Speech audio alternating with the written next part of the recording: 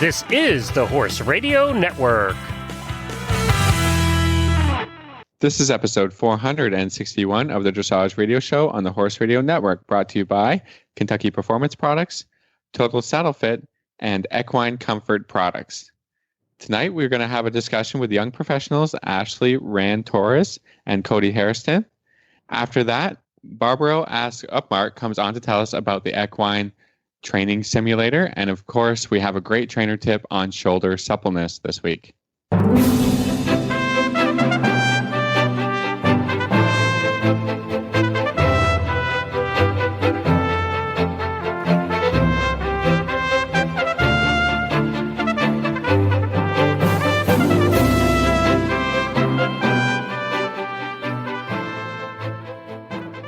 This is Reese Koffler-Stanfield from Loxahatchee, Florida. And this is Philip Parks from Rockwood, Ontario, and you're listening to the Dressage Radio Show. Well, hi, Reese. Welcome back. Hey, Phil. It's April now. I know.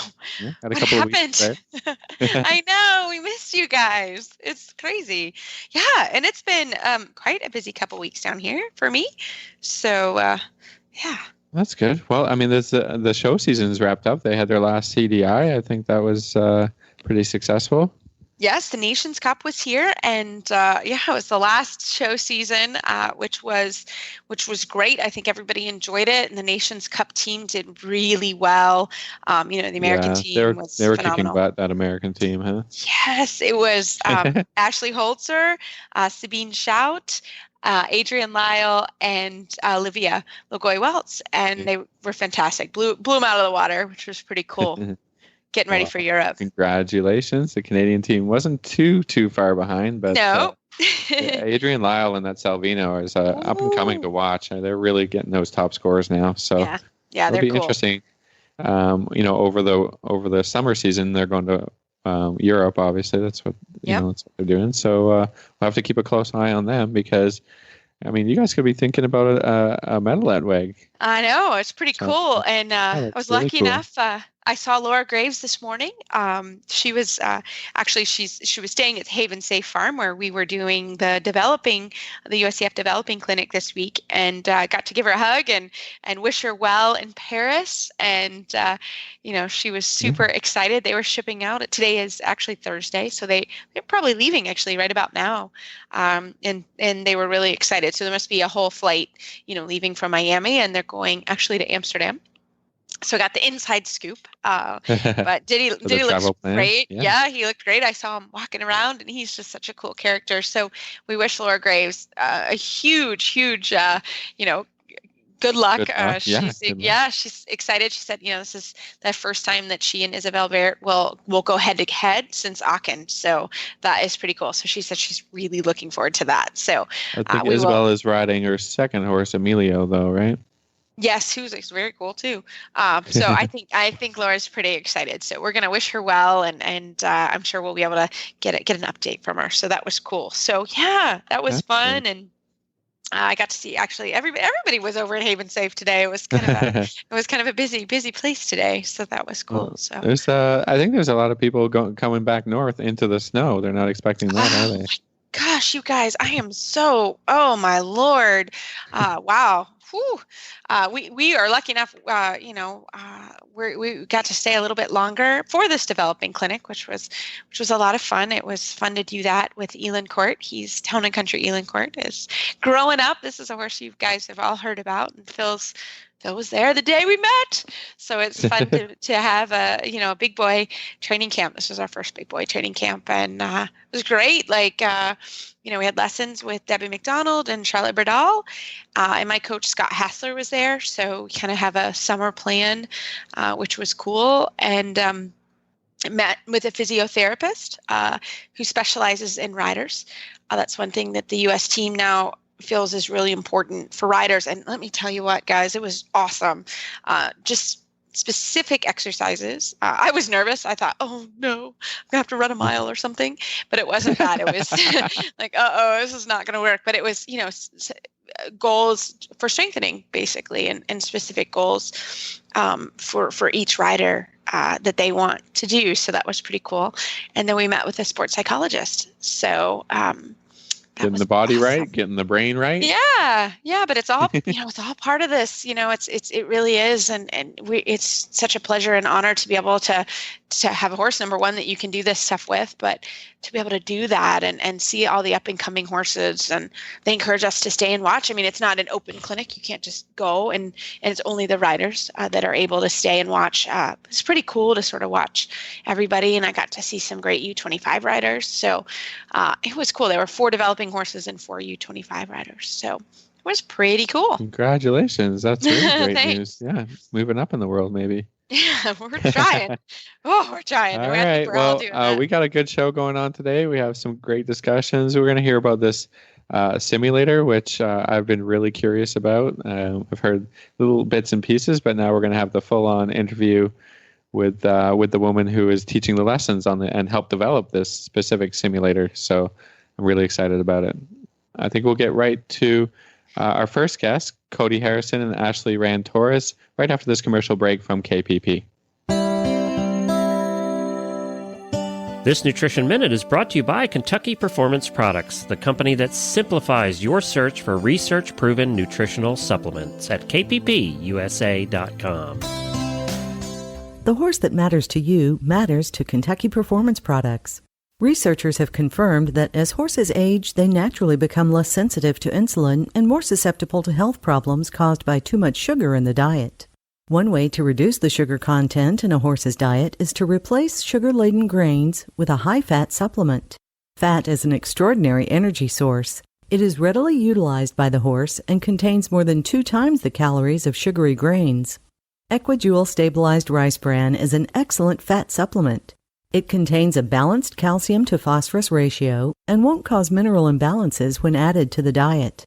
Its all-natural ingredients are high in healthy fat and fiber. Best of all, Equijewel allows owners to easily replace the calories previously supplied by sugary grains. When you need to add healthy calories to your horse's diet, choose Equijewel. To learn more, visit Kentucky Performance Products at kppusa.com.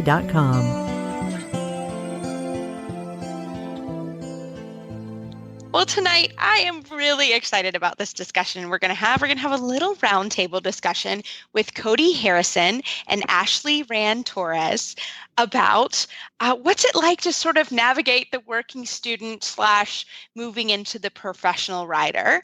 And I'm saying it right now. Ashely Rand is my assistant trainer. So Ashely, be nice because I can make you sit the trot a lot tomorrow.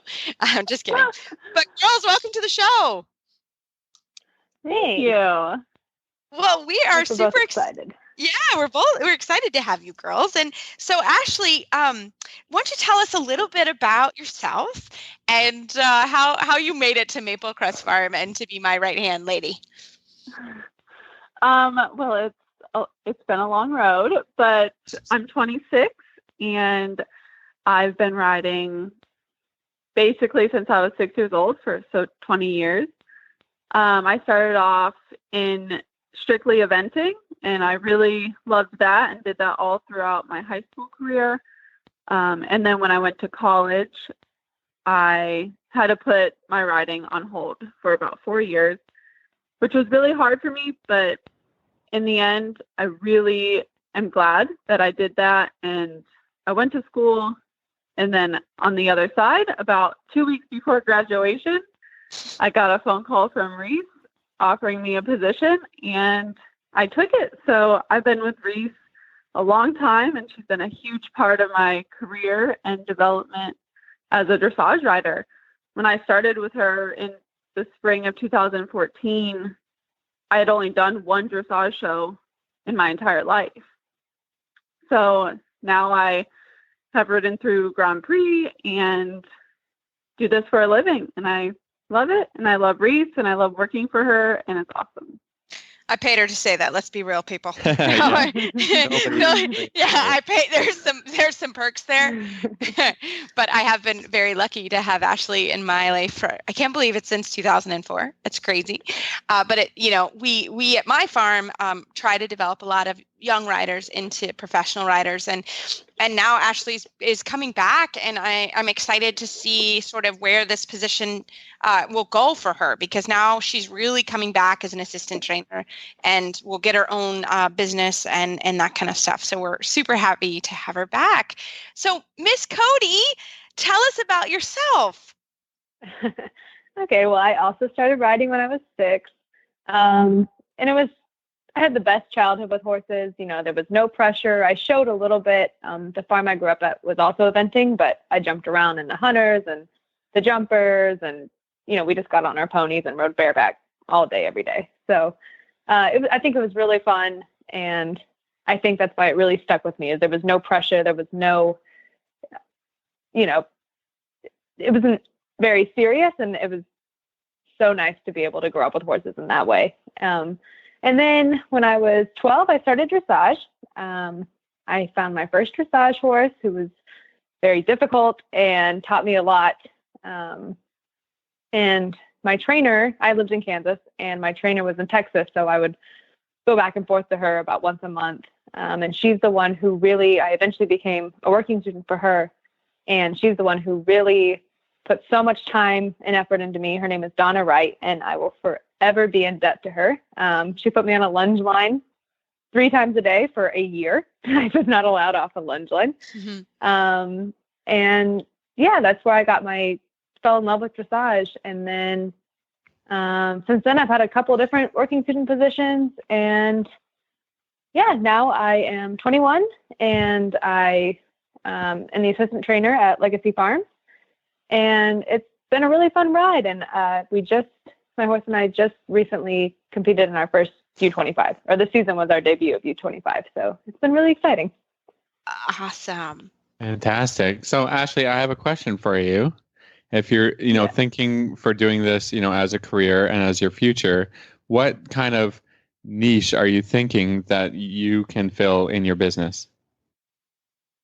I think now. Yeah, right now, and kind of ideally, where do you want to be in 15, 20 years?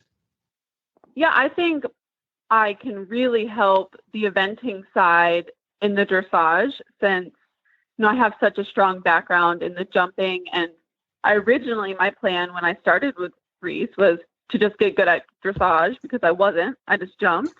And I just kind of skipped through the dressage part just to get to cross country. And I remember telling Reese I wanted to become really good at dressage so I can go to Rolex. And I just never went back. I just fell in love with dressage because I've never really rode a real dressage horse or really learned from someone that had a passion for dressage. It was always about jumping. So I think going more into the professional teaching, training aspect of it, I really look forward to helping those eventers that want their scores to be better and that necessarily don't hate dressage, but just don't know. And they don't know how great it can be. And they just need to learn, and the better their dressage becomes, the better ultimately the jumping will be. Good. All right. Cody, how about you? I'm going to ask the same question. Cody, what are you thinking? thinking? Yeah. Well, I have no desire really to jump into the eventing world or jumper world. I think dressage is for me. Although I do really believe in cross training. I enjoy jumping. But I think I really want to gear towards helping the young riders. I'm not exactly sure how to go about it, but my ultimate goal is to have a system where I can really help these young people. I think we lack a good youth foundation. It's not anything like over in Europe where, these kids are learning on these ponies who can actually do dressage, the dressage ponies, whereas here I think we have a lot of ponies that kind of do dressage.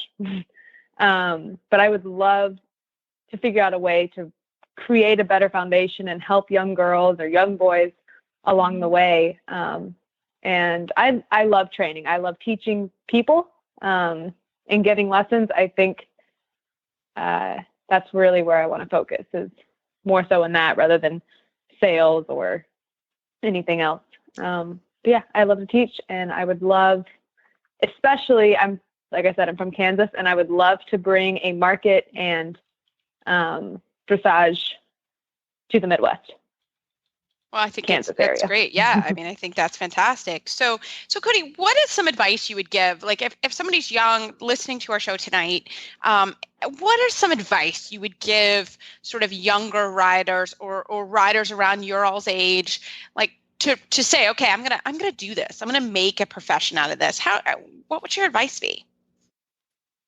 I would say you have to stick to your gut, and everyone has really hard days. It's a tough industry for sure. And, whether you're a working student or a groom or whatever it is, to always try and go above and beyond what you're asked of, and it will be noticed for sure.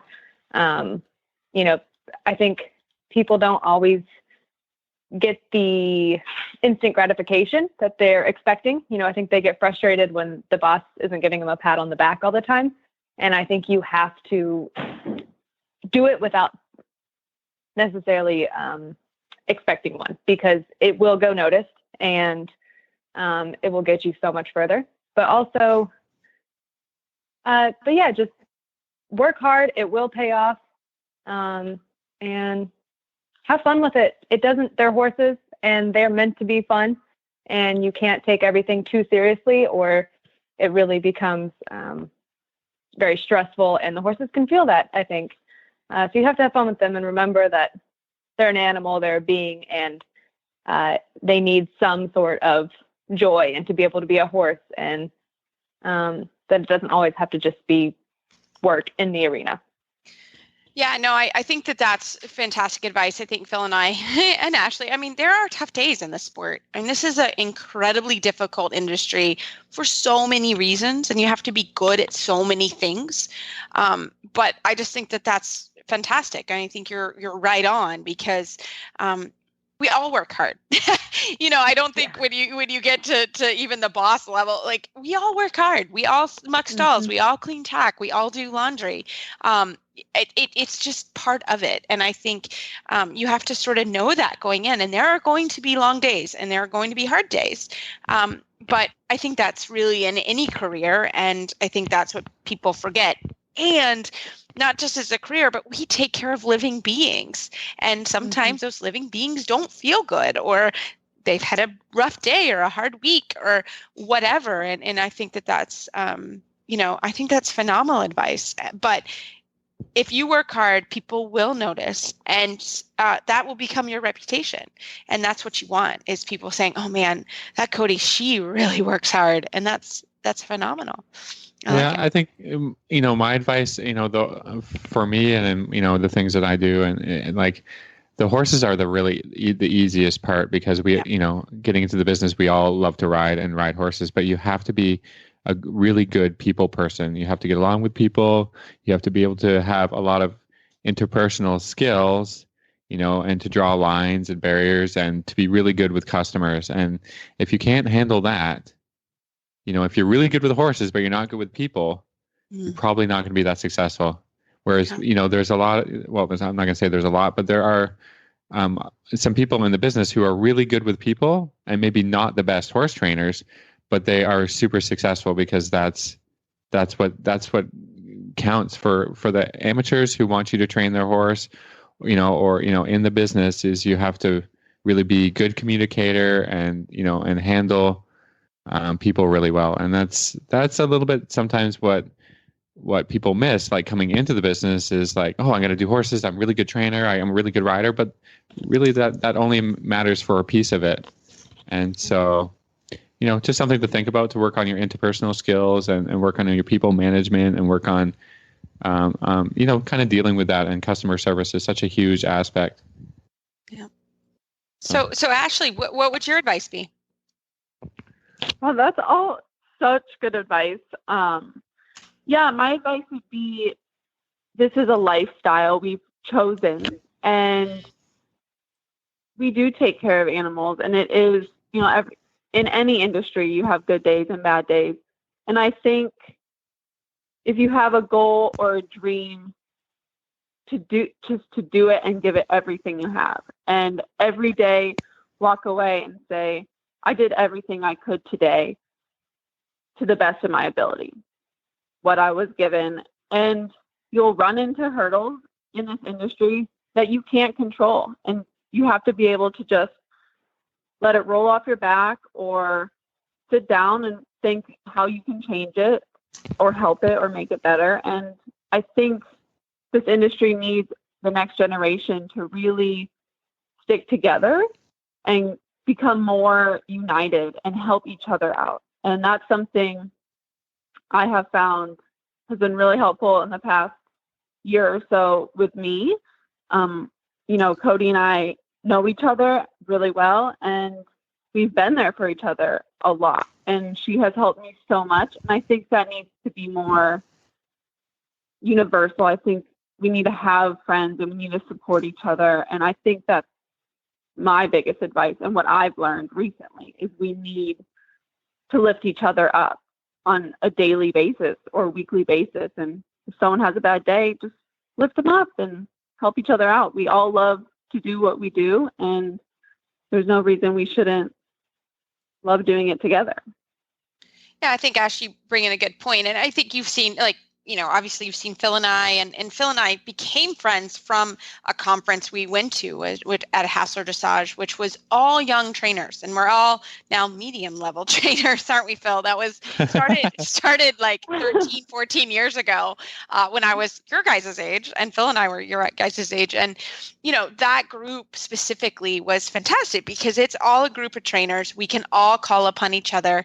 And I mean, obviously I talk to Phil a lot for the show, but not just at the show, like, hey, I'm really having trouble, or he knows all my horses super well. And like, I was at a horse show once and I was having trouble with an amateur rider doing walk pirouettes. And I phoned a friend. I'm like, Phil, I don't know what else to say, but to have a group of professionals, I think for the longest times, professionals weren't working together, but at the end of the day, we all need to share ideas. It's an important thing. And I think, you guys have learned that now, and Phil and I, that's actually how Phil and I met, was through that conference. And we don't always agree, but we have very, very similar ways of training and similar, thought processes. So I think it's really important to be able to do that. So I think what's been cool is that we've been able to share clients.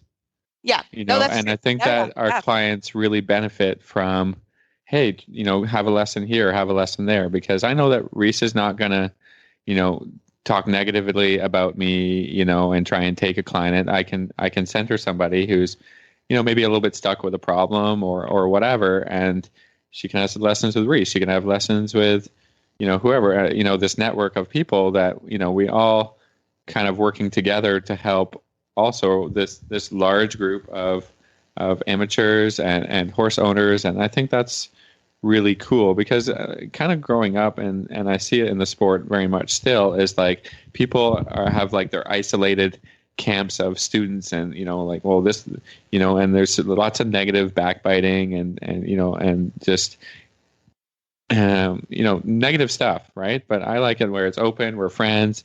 Hey, I can send a client or send a horse to a lot of other great trainers that everybody can benefit from that, and horses can benefit from that. And I think that's really, really awesome. I'd really just like to be more inclusive in training horses and just in this business. And like you said, we can all help each other and lift each other up, so I think that's important. When we get the question quite a bit about, what do I look for in a horse trainer in my area? And I think that is one of the things, people who are open and who take ideas from other people and who work with other people.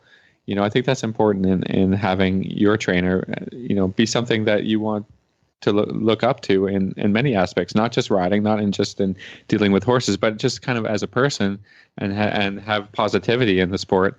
And I think we can try and build that. Absolutely. So one that's last question. Cents. I like it. One last question for you ladies. So Cody, we'll start with you. What are you doing this year? What are your personal riding goals for this year? So this year with my own horse, with Bosco, we are doing our last show in 2 weeks, or at least for the season. I guess season's kind of over. But anyway, we're finishing up the U25. I think we're going to try and qualify for Lamplight and do the U25 classes there. And then I also have 2 other horses that I am riding right now. Hijack is one, and we're going to try and qualify for the 3rd level national or regionals with him.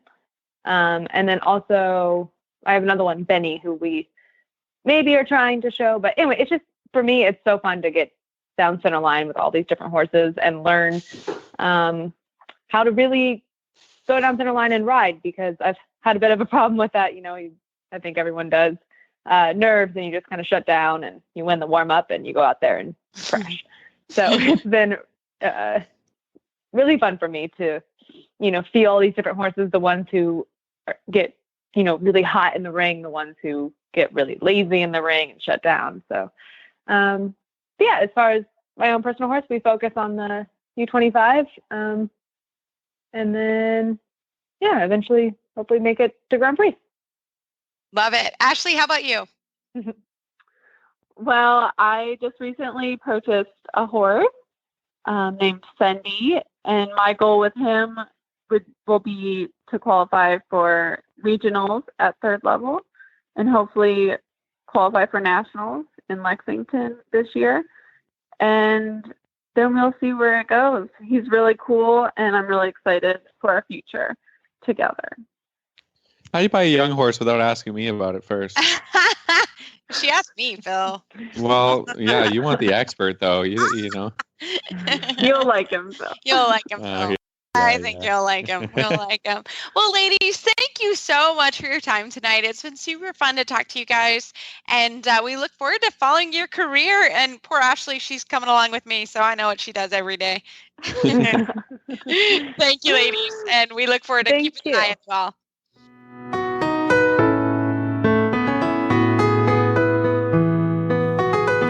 %100% merino sheepskin saddle pads, 100% merino wool saddle pads, grip-tech saddle pads, and air ride saddle pads from Equine Comfort Products are designed for active riders, competitors, and horse enthusiasts. Let's learn more about the massive benefits of the air ride pads. ECP's air ride pads are extremely breathable due to the series of small holes throughout the entire pad surface. The ventilation holes allow for better heat transfer and moisture wicking. This keeps the horse cool and dry, providing a greater competitive edge. Furthermore, they are durable, shock absorbing, and offer superb comfort while retaining their original shape after each use. They are antimicrobial and constructed of a TPE foam, which is a thermoplastic elastomer, preventing slipping under both wet and dry conditions. All of our pads have billet straps, and our full-size pads also include girth straps to hold the pad in place. Air ride pads can be cleaned simply by spraying them down with cool water or wiping them off. You can find ECP products at your local tack store, online retailers, or you can go to www.equinecomfort.com.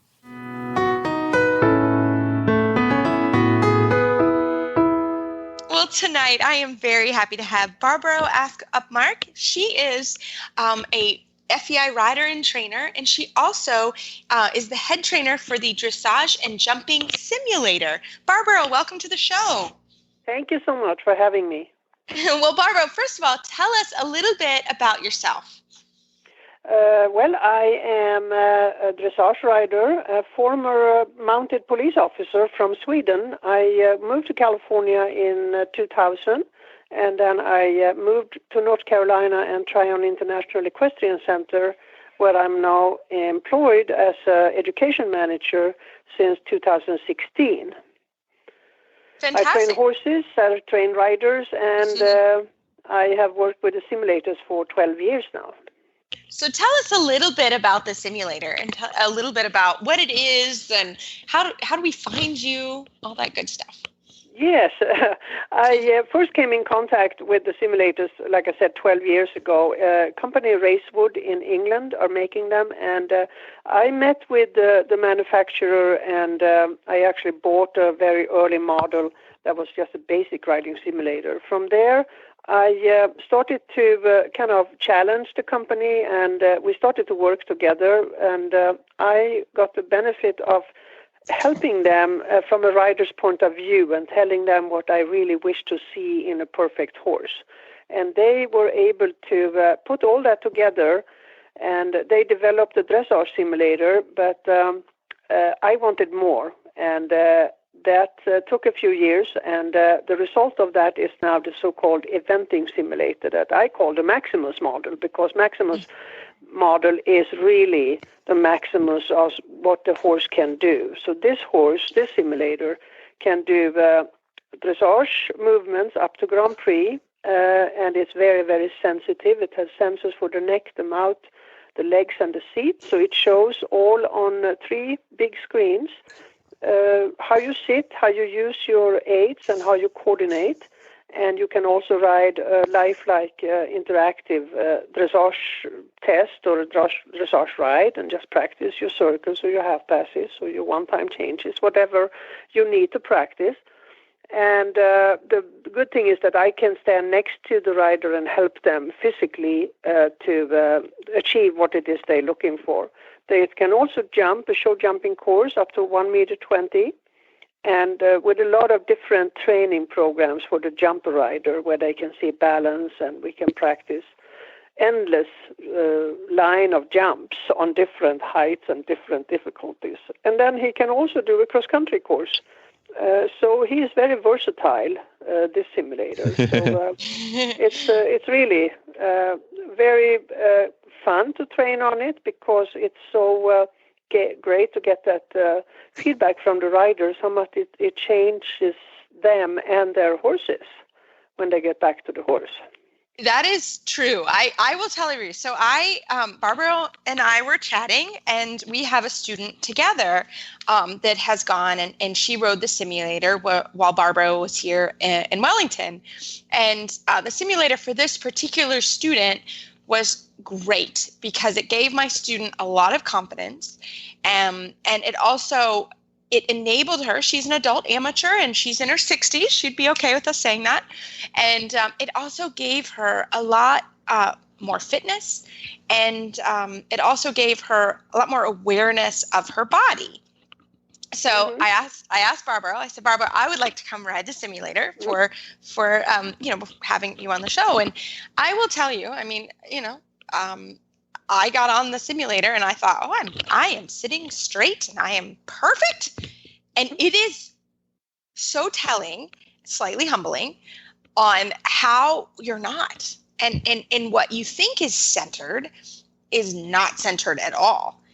And it was awesome. So Barbro, we didn't even get to practice anything really, because I was so obsessed with the one, I don't know how to say it, but on the screen, I was so obsessed that I wasn't square on the horse. I thought, oh my gosh, this is so embarrassing. It was very interesting too when we looked at that instruction screen there. We saw your balance line and how we were able to change it. Actually, within, I think, about 10, 15 minutes, you realized what you needed to do in order to sit in the center of the saddle.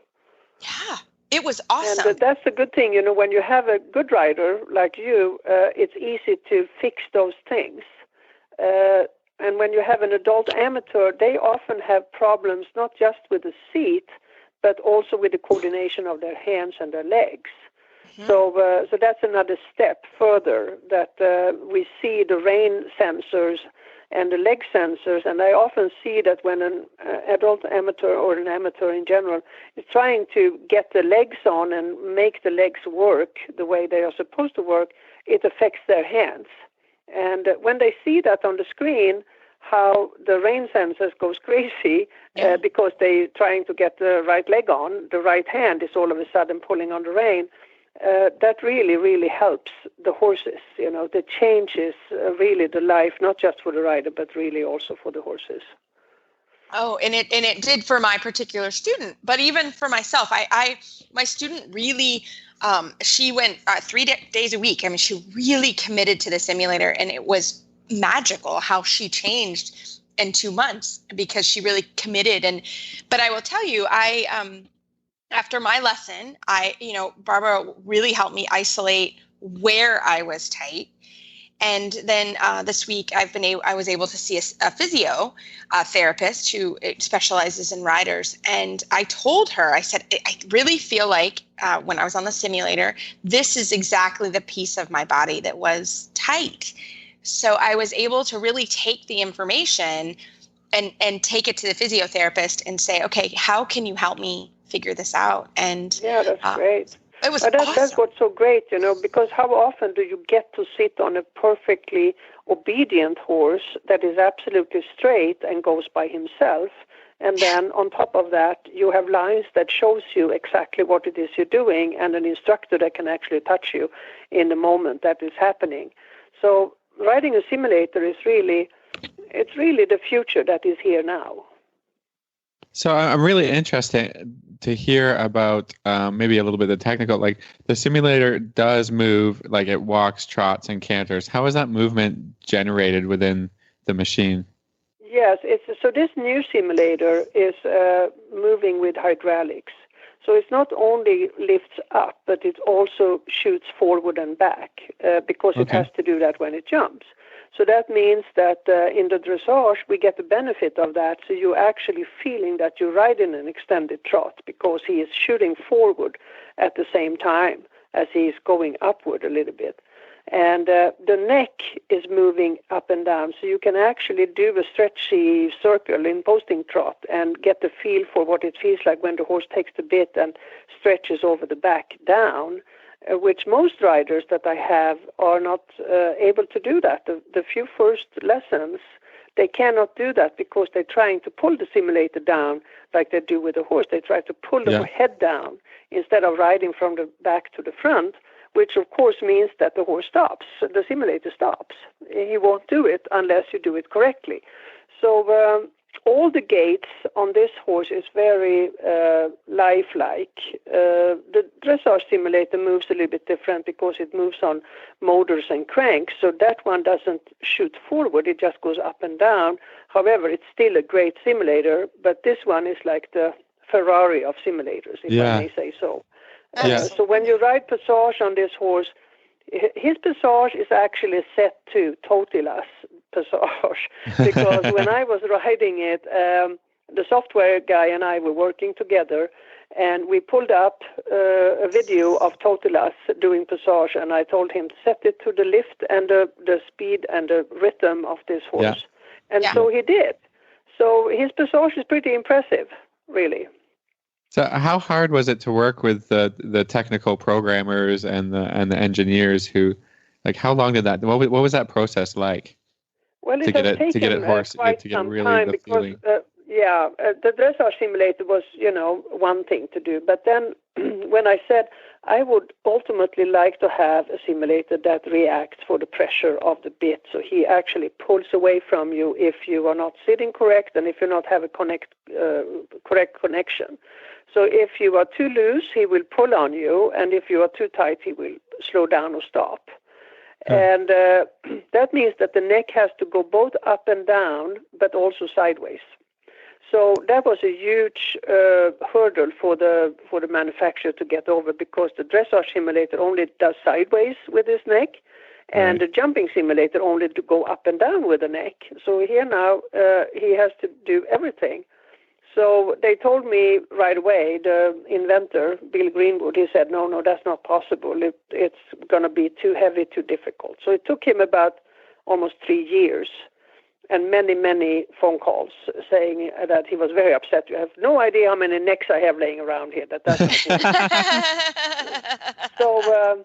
So then eventually he called and he said, I think I got it, and I think you can come over because I would like to get your input on it. And so I actually flew over to England, and I was there for a week, and we worked on it.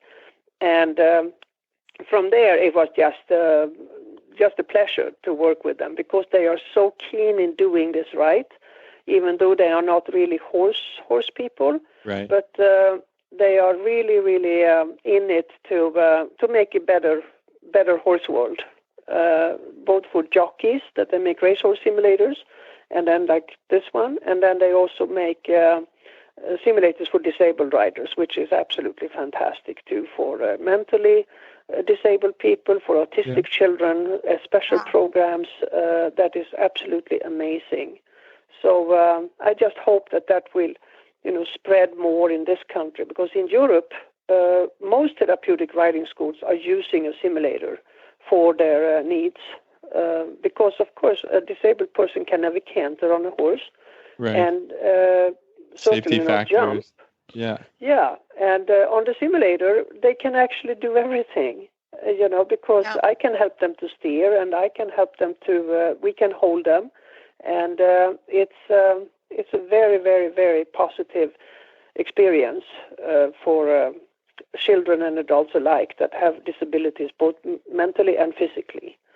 So I hope that will really catch on in this country too. So, Reese, how lifelike? How much?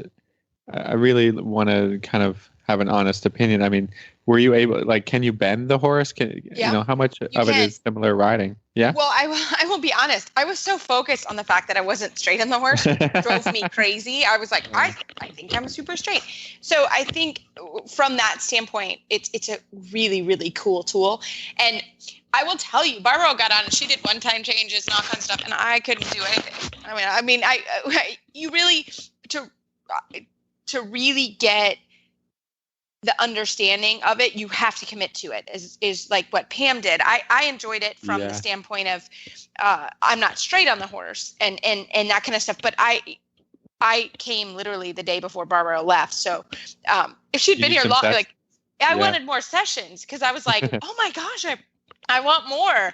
And so it was cool for even just a one ride, because again, it really highlighted how crooked I was, because you can't lie when you're sitting on it and it starts to move, and it is really, really hard to get any exercise that mimics the horses, right? So I think it's a really, really cool tool, and even just the coordination. I mean, professional riders get more coordination because we practice more, but a lot of amateur riders, they ride one, maybe two horses a day, and this really helps dramatically. I mean, my client who went, it was dramatic. And it also, just because she had more awareness of her body, gave her a lot more confidence on her horse. And so it was just so many benefits that you wouldn't think about. So I enjoyed my one ride. I'd like to go back again and see if I've been able to fix my straightness issue,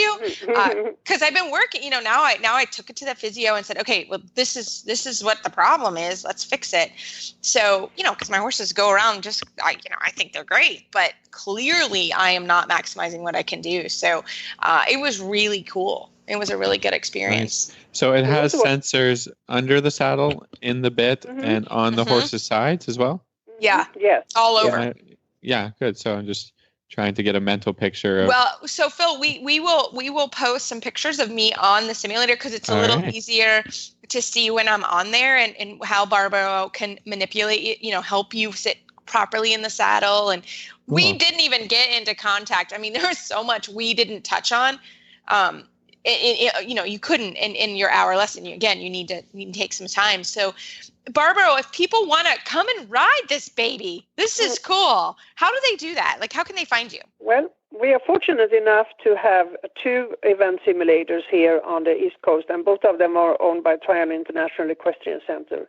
And so one is here in North Carolina at TIEC, and where I am 9 months of the year.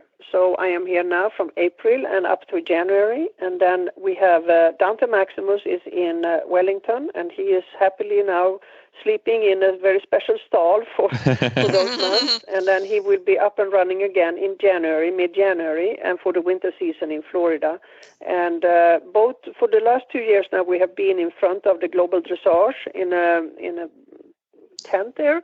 But from what I have been told by Mark Bellissimo, that owns him, said that he will try to build him a permanent house like we have here at TIC, that is air-conditioned, and where people can come and actually sit and study each other, and it's really cool. And that probably, I think, going to be at the International Polo Club over on 120th Avenue. So there will be something to check on the website as we come closer to the winter season. But I will be here and on call, ready to help any rider at TIC, all the way up now to the WEG, of course, which is already booking up a lot of lessons.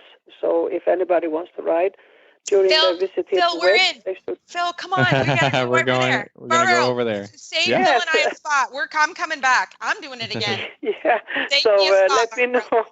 Yeah, let me know what days you're here, so you want to ride, because we need to sign you up for that. me up. And I was just going to add one thing quickly, and that is that for me as a Grand Prix rider, it has improved my own riding so unbelievable.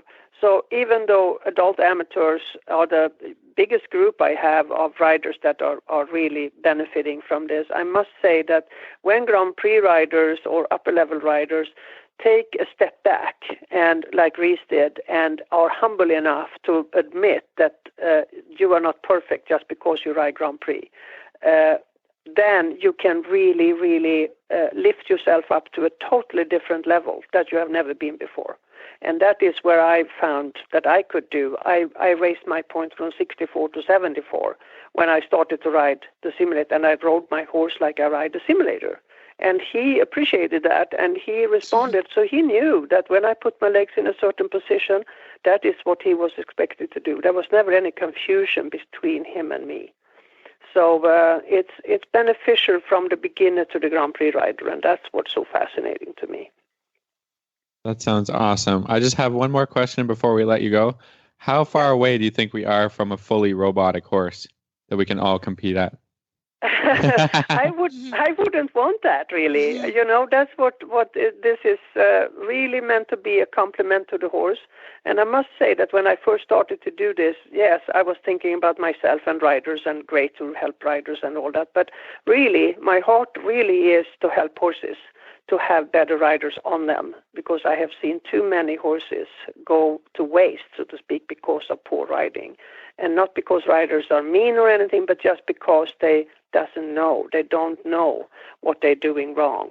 And that is what's so wonderful, to help riders to achieve their goals and come back to me and say, I can't believe how my horse have changed. Now he greets me when I come to the barn instead of putting his head in the corner.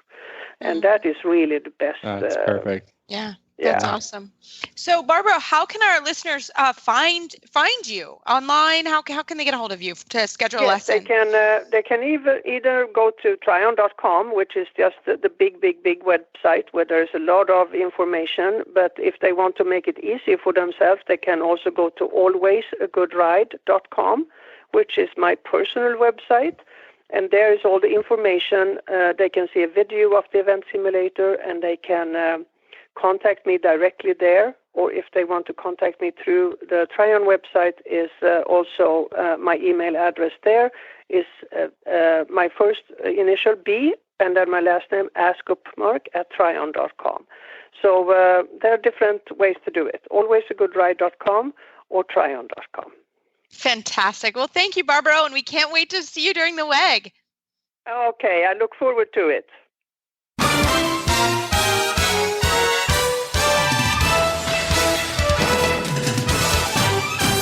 This week's dressage training tip is brought to you by Total Saddle Fit, home of the shoulder relief girth at TotalSaddleFit.com. Well, Phil, we've got a fantastic trainer tip from Jen here in a few seconds, but tell us a little bit about the Total Saddle Fit shoulder relief girths. Well, I think maybe we'll talk about the Stretch Tech shoulder relief girth today. We love this girth because it fits the horse's natural girth groove. That's hard to say. But it really fits the horses perfectly. You know, almost all the horses actually go on this girth now. I just keep accumulating more of them, and I need a couple of brown ones to fit the brown tack for those horses, and it's just been so fantastic. And the sizing is easy to do. It shows you how to do that on the website, and you know, the quality of each girth is always reliable and the same. So I know in some other products that I've gotten that you get one that's really good, saddle pads in particular, and then the next one you get not stitched the right way or just kind of crappy the second time you buy it. So I have to thank Justin for ensuring quality in all of his products that he sent us. It's true. It's great. And I also use this girth a lot. I found it on my big youngsters. It works really well because those guys, they're really starting to get some muscles and they're having to, lift their tummies up. And this girth, sometimes they can get a little bit sore in that area, especially the big guys that I ride. And this girth has been huge because it really helps that group of horses along with other ones. But I've really had it help as my big guys are growing up and they're moving around. This has been a fantastic girth. So we highly, highly recommend it. And we both use these girths every day. So any questions or comments, to send them to Justin at totalsaddlefit.com. He's great to work with and he answers lots of questions. So I hope you enjoy that. Well, Jen, you have our Total Saddle Fit tip of the week. What you got for us? I have a question. Email from Mary Ellen. I've been having an equine massage therapist work on my Morgan mare on a regular schedule for the past few months. Her whole body is getting much, much better and she's moving better, but the massage therapist says she is still tight through her shoulders each time she comes out. Do you have any suggestions on exercises I should or shouldn't do to help free up my Morgan mare's shoulders? Yeah, this is... Reese, what are you thinking? I work on this on a daily basis on a couple of my horses. I think, first of all, I'm a huge advocate of massage therapy. I have a fantastic therapist who works on my horses. The big guns get it actually every week. Hello loves the massage. And, when you really work with somebody who, she travels, she's here in Wellington with us, she's in Kentucky. So I really rely on her to give me a lot of feedback and a lot of sort of general information. Like I'll say, hey, this is what we were working on in the training this week. So I would expect you to see this, but tell me if you're seeing something else that I need to be concerned about or however. So I'm a huge advocate of massage therapy. I think it's such a great way to make sure that the horses are staying sort of in good order. So that's the first thing. And then I think, freeing up the shoulders is tough, right? Because some horses are really gifted in this area, and then other horses aren't as gifted. And, this is a place where they can get sore. It's sort of like if you go to a lot of yoga classes, for example, and like I'm really stiff in my hips personally. So for me, when I'm in yoga class, I have to really work on that part of my body. So it's very similar with horses that are tight in their shoulders. So you can do lots of things. I think, a lot of times you have to remember the horses need to carry weight behind. A lot of horses that are sort of a little bit too much on the forehand can get sore in the shoulders. Also, if you're really doing a lot of extended work, which, I'm not a huge fan of tons and tons of extended trot, but there are times that you have to do it. If you're working a lot of exercises that are making the horses stretch, cavalettes, for example, or even some jumping, that can make them sore in the shoulders. So I think I'm really glad that you're working with a massage therapist, and I think that I would just be very, very careful that you're really working that horse from the hind leg and that they're not kind of putting a lot of extra weight on their shoulders. Phil, how about you? That's, all great points. I think if you're trying to work towards getting a little more weight on the hind leg, we're talking about half halts and transitions. If you want more shoulder freedom, then we're talking about lateral work. So I think, the first way to start lateral work is in the walk, and you can be doing some leg yield. That's the kind of the most basic lateral position for the horse, to be, coming down the quarter line nice and straight, and then to be driving the horse, from your inside leg towards the wall or into your outside rein a little bit more. See if you can get that horse crossing equally in front and behind. Usually the front isn't too much trouble, but it's the hind leg crossing that the horses normally have problems with. But if your horse is a little stiff in the shoulders, this is a good way to kind of evaluate, how much they can step over, from one leg, and then you can push them back. You get to the wall quite easily. Then you can push the horse back from the wall towards the inside arena. So you're trying to work, both sides equally. If you can already do that, then I think shoulder in is a great exercise to be introducing at this point. In the beginning stages of shoulder in, it should sort of feel like the leg yield. So when I introduce shoulder into the horses, I actually do it more as a leg yield. So I ride the horse from the corner, keep a little bit of bend, start to go across the diagonal line as if you're going across the arena on a diagonal, and then you drive the horse down the wall a little bit from your inside leg. And then, at the beginning, if the horse just goes a little bit over, and then you start again on a new diagonal going across the arena, and then ask them to go over a little bit, then, that's how you're introducing this idea. So, again, in the beginning stages of shoulder in, it's okay to get a little bit of a leg yield idea that they are crossing hind legs and front legs. Eventually, you'll get enough control that you can, kind of reduce the angle and increase the bend a little bit. So the horse is, traveling straight with the hind legs and bending from, the saddle area forward, so that only the front legs are displaced on that sideways diagonal line.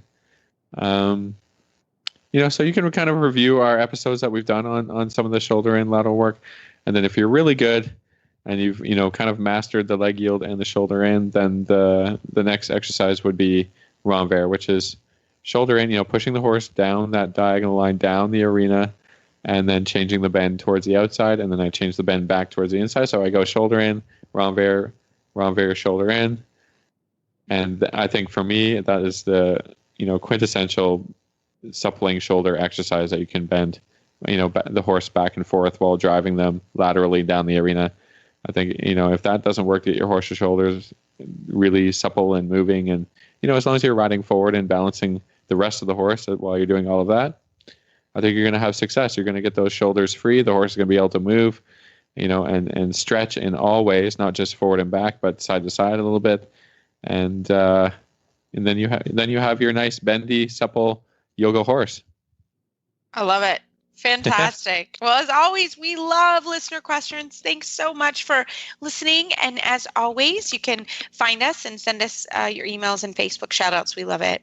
You can find our show notes and links to today's guests on our website, dressageradio.com. Like us on Facebook, just search Dressage Radio Show. Follow us on Twitter at Horse Radio. My website is maplecrestfarmky.com, and my email is reese@horseradionetwork.com. I think the best way to find me or get in touch with me is on Facebook, or my email is philip@horseradionetwork.com. I'd like to thank our sponsors for allowing us to put on a good show. And don't forget to check out all the shows on the HorseNet Radio Network at horseradionetwork.com. Everybody, keep your heels down and your shoulders back, and we'll talk to you next week.